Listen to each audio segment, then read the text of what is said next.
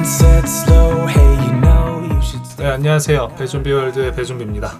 오늘은 지난번 영상에서 말씀해드렸었던 사진을 보정하는 순서, 워크플로우에 대한 영상을 만들어 보기 위해서 지금 촬영을 하고 있는데요.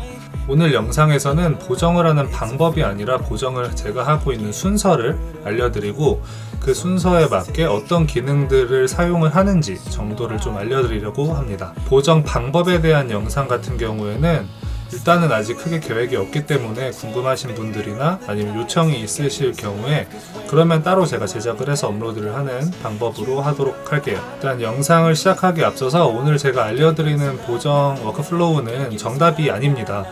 각자 모든 사진 하시는 분들마다 그 순서가 있으실 거고 방법이 다르실 거예요. 이제 수많은 방법들 중에 제가 사용하는 방법을 알려드리는 영상이고 어떻게 보면 조금 비효율적인 순서의 워크플로우일 수도 있습니다. 여기서 이제 참고하시고 이제 필요하신 부분만 조금 이제 본인의 보정 방법 순서에 조금 추가를 하는 식으로 활용을 하시면 좋을 것 같아요. 네, 일단 영상을 시작하기 앞서서 이제 제가 사용을 할 프로그램에 대해서 설명을 해드리겠습니다. 이제 오늘 영상에서 사용할 프로그램은 라이트룸 클래식 CC, 포토샵 CC 이렇게 두 가지를 사용을 할 거예요. 두 가지를 왔다 갔다 하면서 보정을 할 거고 이제 간단하게 보정이 완료된 예시 사진을 가지고서 영상을 한번 시작해 보도록 하겠습니다. 네, 먼저 사진을 불러와야겠죠. 촬영한 사진을 라이트룸 클래식 CC에 먼저 불러오도록 하겠습니다. 파일에서 사진 및 비디오 가져오기를 해서 경로에 저장되어 있는 경로를 가셔서 사진을 불러오셔서 우측에 있는 가져오기 버튼을 눌러서 사진을 가져오시면 됩니다. 저 같은 경우에는 가져오기를 하고 불러오기를 했기 때문에 이 부분은 넘어가도록 할게요. 여기는 가져오기 누르시면 됩니다.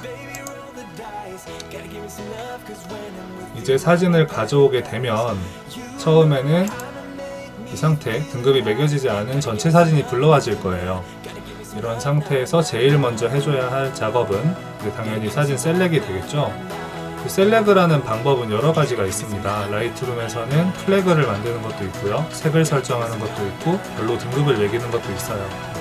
저 같은 경우에는 일반적으로 별로 등급을 매기는 작업을 많이 하고 있는데 간단하게 일단 현상 탭이 아닌 라이브러리 탭에 들어가셔서 전체 사진을 보시다가 한 장씩 확대해서 보시다가 이 사진을 등급을 매긴다 라고 했을 때는 그 해당 사진에서 숫자를 1부터 5까지 눌러주시면 됩니다. 1은 말 그대로 1등급, 2등급, 3등급, 4등급, 5등급이고요. 이제 등급을 매긴 걸 취소하고 싶을 때는 0을 누르시면 다시 등급이 해제가 됩니다. 이런 식으로 사진을 먼저 셀렉을 해주시는 작업을 해주셔야 보정하실 때 조금 더 편하실 거예요. 특히나 컷수가 많은 경우에는 셀렉이 필수적이기 때문에 이 부분은 꼭 짚고 넘어가시길 바랍니다. 사진을 셀렉을 한 경우에 이제 보정을 시작을 해야겠죠. 셀렉된 사진만 보시는 방법은 위쪽에 특성을 누르시고 특성에서 등급을 설정할 수 있습니다. 해당 등급만 볼 수도 있고요. 그 등급 이상의 모든 사진을 볼 수도 있어요. 저 같은 경우에는 이제 그때그때 상황에 따라 다르게 조절을 하고 있습니다. 일단 이 사진들은 이미 셀렉과 보정이 모두 끝난 사진들이지만 일단 알려드리기 위해서 사진을 보여드리고 있는 점 양해 부탁드릴게요. 셀렉된 사진을 이제 현상 탭에 들어가게 되면은 보정을 할 수가 있습니다. 여기서 먼저 말씀드릴 부분은 라이트룸 보정을 두 단계로 나눠서 합니다. 1차 보정을 하고 그 다음에 2차 보정을 따로 하는 편인데 이 방법은 정답이 아니기 때문에 본인의 스타일에 맞게 사용하시면 될 거예요. 먼저 저 같은 경우에 1차 보정을 할 때 건드리는 탭들을 알려드리겠습니다. 제일 먼저 사진을 크롭을 하고 각도를 조절을 합니다. 이제 단축키 R 버튼을 누르시면은 이렇게 격자 무늬가 되고 여기서 크롭을 하시거나 회전을 하실 수가 있어요. 이렇게 크롭을 하실 수도 있고 회전을 하실 수도 있습니다. 참고하시면 될 것 같고요. 단축키가 아니라 버튼은 여기 있는 크롭 버튼을 누르시면 됩니다. 크롭을 하셨다면은 두 번째로 할 부분은 저 같은 경우에는 DSLR 카메라로 미러리스로 촬영을 하기 때문에 하단에 있는 렌즈 교정에서 색수차 제거와 프로필 교정 사용을 체크를 해줍니다. 이 부분도 이제 왜곡을 잡아주기도 하고 이제 색수차가 어느 정도 억제가 되기 때문에 체크를 해주시는 게 좋아요. 두 가지 작업이 끝났다라고 하신다면 이제 화이트 밸런스부터 잡아야겠죠. 여기 있는 화이트 밸런스를 잡아주시면 되는데, 이 부분에 대한 간단한 팁은 지난 제가 영상에서 올렸기 때문에 우측 상단에 있는 카드를 타고 들어가셔서 확인해 보시면은 조금 도움이 되실 겁니다. 화이트 밸런스를 잡은 후에는 여기 있는 톤, 노출, 대비, 그 다음에 클리핑, 밝은 영역과 어두운 영역, 그 다음에 흰색 계열, 검정 계열을 수정을 해주고요. 자연스럽게 그 아래에 있는 텍스처, 부분 대비, 디에이즈 등등을 건드려줍니다. 인물 사진에서 텍스처는 저 같은 경우 좀 마이너스로 놓는 편이고요. 부분 대비는 그때그때 기호에 맞게 놓으시면 됩니다.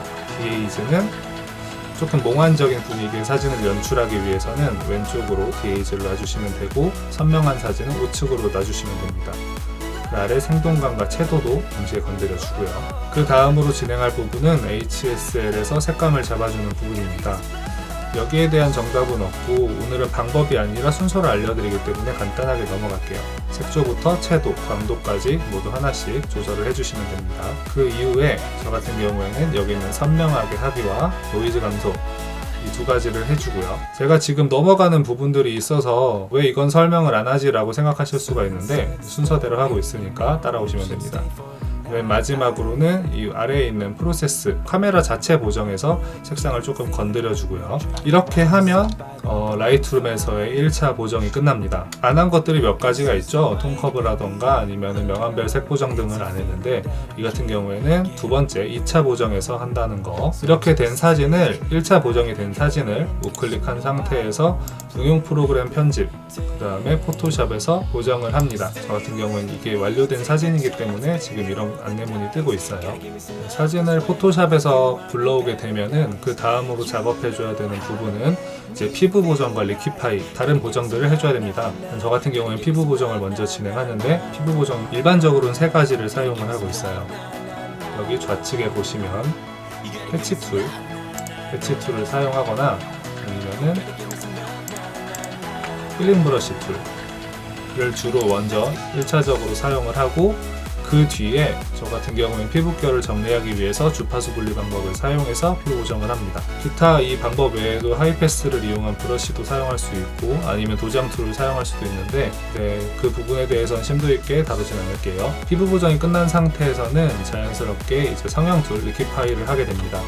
리퀴파이는 위쪽에 있는 필터에서 픽셀 유동화를 들어가 주시는 방법도 있고, 단축키를 하시면 컨트롤 시프트 X를 누르시면 바로 리퀴파이로 넘어갑니다. 리퀴파이를 하실 때는 꼭 여기 있는 압력과 밀도, 크기 등을 조정을 해주시고요. 왼쪽 위에 있는 뒤틀기 도구를 사용해서 저는 보정을 하고 있습니다. 여기서 간단하게 팁을 드리면, 리퀴파이 창에서 A 버튼을 누르게 되면은 얼굴이 자동으로 인식이 됩니다. 이렇게 인식된 부분에서 이제 조정을 조금 더 수월하게 할 수 있으니까 참고해 주시면 편하실 거예요. 자, 이제 리퀴파이까지 마쳤습니다. 그러면은 이제 다시 라이트룸으로 돌아가야 되는데요. 여기서는 이제 크게 하는 거 없이, 만약에 본인이 리사이징을 하거나 아니면 추가적인 작업을 한다 라고 했을 때 모든 작업을 마친 상태에서 저장을 하시면 자연스럽게 라이트룸으로 돌아갑니다. 그래서 저장을 누르신다고 하고 컨트롤 S를 누르시면 되고요. 다시 라이트룸으로 돌아가 볼게요. 저장을 하게 되면은 원래 1차 보정했었던 사진의 왼편에 2차 보정된 파일이 넘어옵니다.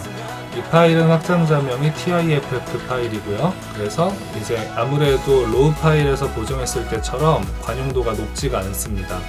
이 상태에서 2차 보정을 하게 되는데, 저는 이때 톤 커브를 조정을 합니다. 커브를 잡아주시고 그 다음에 이 아래에 있는 명암별 색 보정을 진행을 합니다. 여기서도 기호에 맞게 조정을 해주시면 돼요. 마지막으로 비네팅, 그레인을 조정을 하고 전체적인 사진 한 장에 대한 보정이 끝나게 됩니다. 당연히 이렇게 된 사진을 사진상에서 마우스 우클릭해서 내보내기 해서 송출을 하게 되면은 한 장의 사진이 완성이 되는 거죠. 네, 어떻게 보면은 조금은 비효율적인 방법이죠. 근데 이게 본인의 사진 스타일, 보정 스타일에 따라서 계속 조금씩 바뀌는 것 같습니다. 저 같은 경우에는 이런 방법을 사용하는 이유가 1차 보정을 하는 타이밍에 보통 이제 균일하게 색이 있는 스튜디오라던가 실내에서 촬영을 하게 되면은 크게 세팅값 자체가 많이 튀거나 색이 다르지 않아요. 근데 저 같은 경우에는 야외 촬영을 많이 하기 때문에 조금만 이동을 해도 거기에 노출과 그 다음에 빛, 색이 다 달라져서 1차에서 모든 수치를 같은 가스로 잡기에는 조금 어려운 점이 있습니다. 그래서 보정 단계를 두 단계로 나눠서 1차 보정에는 색감을 위주로 잡아주고 2차 보정에서는 질감과 전체적인 톤을, 무드를 맞춰주는 작업을 하고 있어요. 그래서 이렇게 두 가지로 나눠서 사용을 하고 있고, 이러한 워크플로우에서 참고하실 부분들은 조금 참고를 하셔서 사용을 하시면 되지 않을까 싶습니다. 두 단계로 나누게 되면 2차 보정을 했을 때는 일괄적으로 사진을 동기화시켜서 편하게 질감을 통일감을 줄 수가 있다는 장점도 있습니다. 네, 지금까지 간단하게 한번 저의 워크플로우를 공개를 해봤는데요. 도움이 되셨는지 모르겠네요.